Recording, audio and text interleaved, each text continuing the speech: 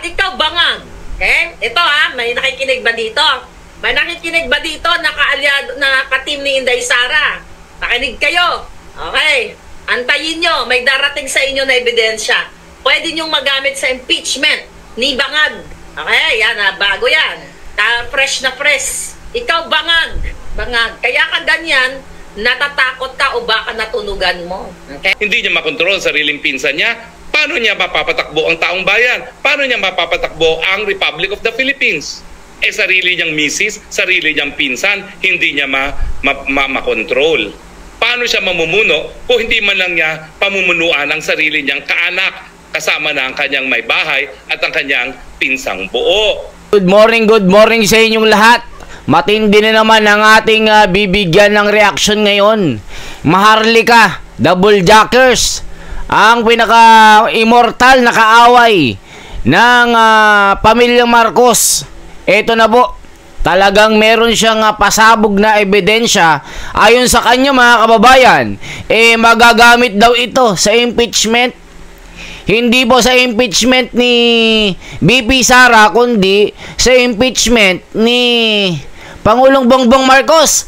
Ala ka, kachikanes, kawonders, ano kaya ito? Matindi ito mga kababayan. Ano kaya ang pasabog na ito? Nasa inyo na po kung maniniwala po kayo sa pasabog na ito.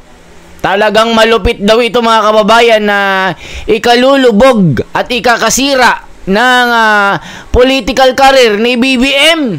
Nako po, eto na po, hindi na natin papatagalin pa itong pasabog na ito. Nako po mga kababayan, ano kaya ito? Nanginginig po ako. Nako po. Tsugi, di ba? Malunod ka na sa pulburon. Sinong namuliti ka? Sino ang una pinulitikan nyo ang Pangulong Duterte, pinasaran nyo ang SMNI. Nalala nyo ang issue na nagtanong lamang si Dr. Badoy at Eric patungkol sa 1.8 billion na travel expenses ni Tambaloslos. Tapos inatake nyo na, buwa ka ng inamis nyong magpamilya, hindi pa kayo kunin ng lupang mga hinayupa kayo ang namulitika, pinakulong nyo, ang mga kritiko ninyo, tinanggalan nyo ng prangkisa, kinulong nyo, niraid nyo ang KOJC, pinahirapan nyo, binastos nyo, binaboy nyo. Sinong namumulitika ngayong hayop ka? Ang inang to?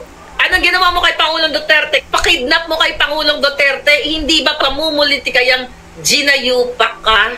Ano ko na buwisit sa'yo? Regaluhan kita ng isang barkong. Sabi niya, hindi lamang sa akin, kung hindi sa aming lahat.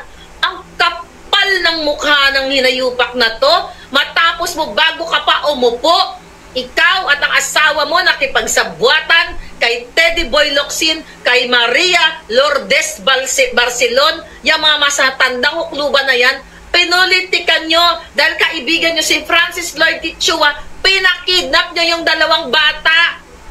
Tapos ngayon sasabihin mo, wag mamulitika, magbati-bati na, matapos mong tamnan ng kaso, matapos yung Shoko, Sabina, yung 40 vloggers or maybe more than that, kasama ako doon. Grabe po ang pasabog ni Maharlika dito, mga kababayan. Hindi ko pa pinapakita yung ebidensya niya na magagamit sa impeachment daw ni BBM. Kilala niyo naman si Maharlika mga kababayan. Isa po itong loyalista dati. Pero dahil hindi niya po kinaya itong pag-back out ni BBM dahil sa mga naturang mga issue, hindi na po sumuporta po ito. At naging solid Duterte ito si Maharlika.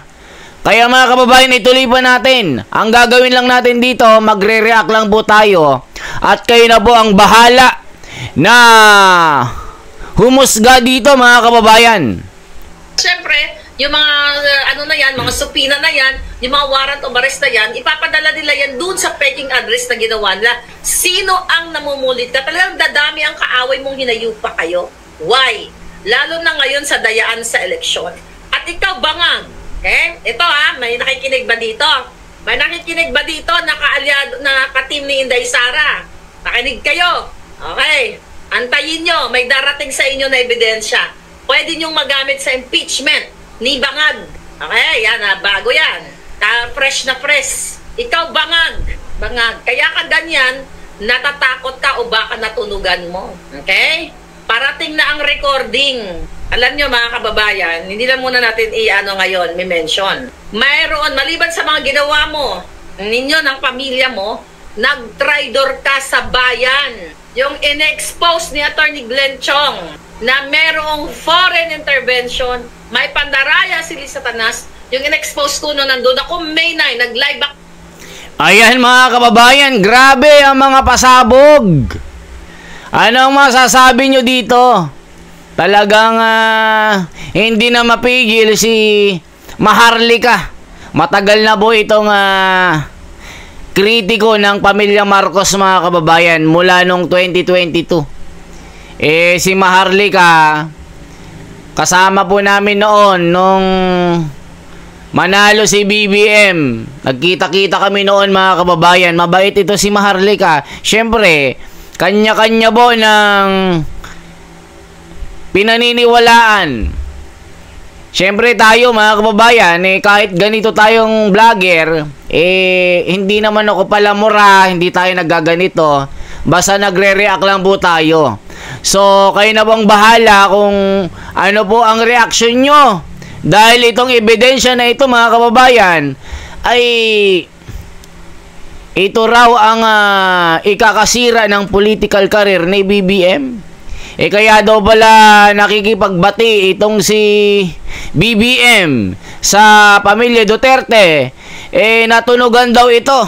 Mukhang natunugan itong merong ebidensya na magagamit sa impeachment. Sa impeachment ni BBM. Nako po mga kababayan, ito pala ang twist. Itong impeachment kasi ni BP Sara mga kababayan, talagang malabo ng matalo ito.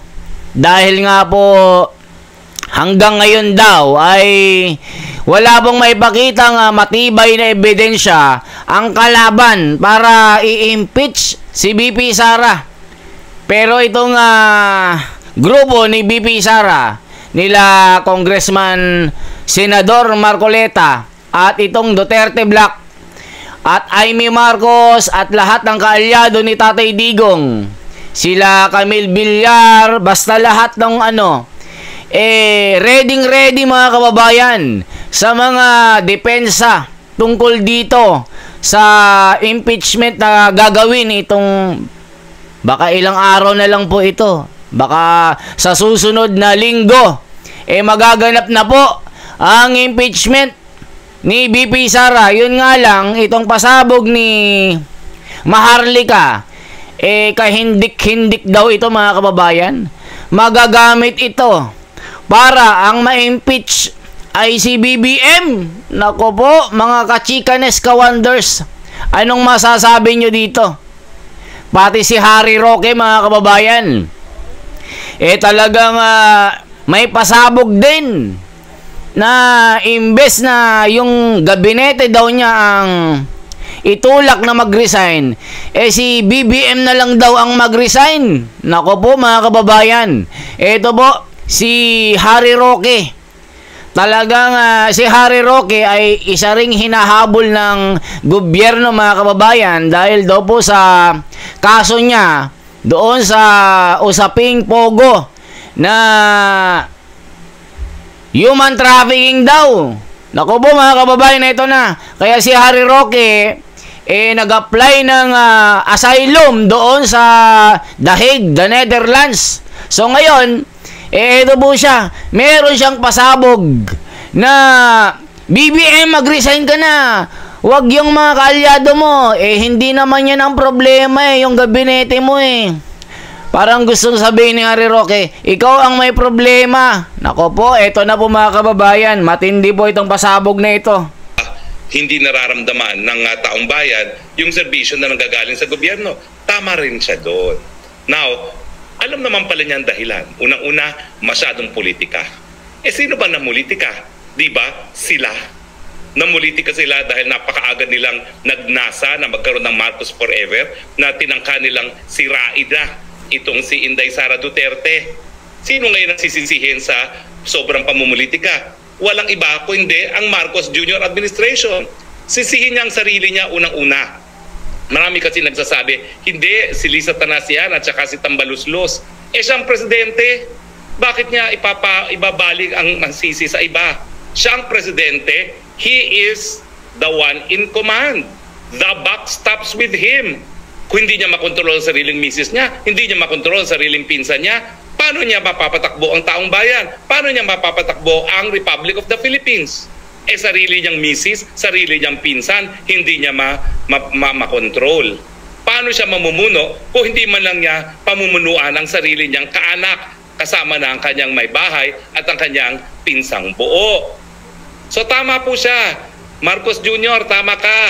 Talagang sobrang politika, nabuwisit ang taong bayan, pero nabuwisit ang taong bayan sa iyo, sa iyong partido, sa iyong gobyerno. Kasi imbis na atupagin mo ang serbisyo sa taong bayan, sinisira mo palagi ang kalaban mo. At siyempre, sa iyong pagnanasa na masira ang kalaban, anong ginawa mo? Kinidnap mo at pinadala mo pa sa dahig ang Tatay Digong. Sa tingin mo ba, dahil ginawa mo yan, mamahalin ka ng taong bayan? Kasuklam-suklam ka na ngayon. Kaya tama ka, sobrang pamumulitika at ikaw ang dahilan ng sobrang pamumulitika. Pangalawa, hindi raw ramdam ng taong bayan ang serbisyo ng gobyerno. Tama ka talaga. Kasi sangkatutak na ayudang pinamimigay mo, merong akap, merong tupad, merong AIX, ginagamit lang naman yan at kinukurakot ng mga politiko na mga kaalyado mo. At wag mong sabihin hindi mo alam yan na hindi nakakarating sa taong bayan yan. Talaga namang binibili mo ang loyalty ng mga kongresista. Anong sabi ni Toby Tiangco? Karamihan ng pumirma dyan sa impeachment na yan, pumirma lamang dahil dun sa mga ayuda na Ayan mga kababayan, grabe ang pasabog ni Harry Roque na talagang mukha kasing mga kababayan itong naging podcast nila ni Katonying lalong bumagsak ang imahe ni BBM mga kababayan. Ang daming nagsasabi mga kababayan, parang inamin daw kasi ni BBM na weak leader siya. Ayan tuloy, nabutasan tuloy siya, tapos humiling pa siya na gusto niyang makipagbati sa mga Duterte. Naku po, paano nga makikipagbati ang mga Duterte kung si Tatay Digong ay nasa dahig? Uwi-uwi muna si Tatay Digong, after niyan okay na. So kayo ang tatanong ko mga kababayan, anong masasabi nyo dito sa kahilingan ni BBM na bukas siya sa pakikipagbati sa mga Pilipino at lalong-lalo na po sa pamilya Duterte? Ano ba ang susi para matapos ang kaguluhan na ito? Para matapos na ang away na ito? Hindi lang kasi pamilya Duterte ang kaaway ni BBM, kundi milyong-milyong mga Pilipino. Siyempre, nasaktan kasi. Masakit kasi ang naidulot na sugat ng pagpapahuli kay Tatay Digong. Yan po mga kababayan ang dahilan kaya mahihirapan si BBM na makipag-ayos. Tignan nyo po, di ba? Pinagre-resign po lahat ng gabinete. Ni-revamp niya. Yun nga lang, bagong kapakapa na naman ito. Siyempre, sabi ng iba yung sinasabi ng iba mga kababayan, na mga netizen, bagong gabinete, bagong korupsyon. Yun ang sinasabi. Kaya mga kababayan, ano bang masasabi nyo? Once again, ako po si The Wonders of Philippines. Sana po mag-comment kayo. Isang like, isang share, at isang subscribe para mas marami, mas maganda. Salamat po.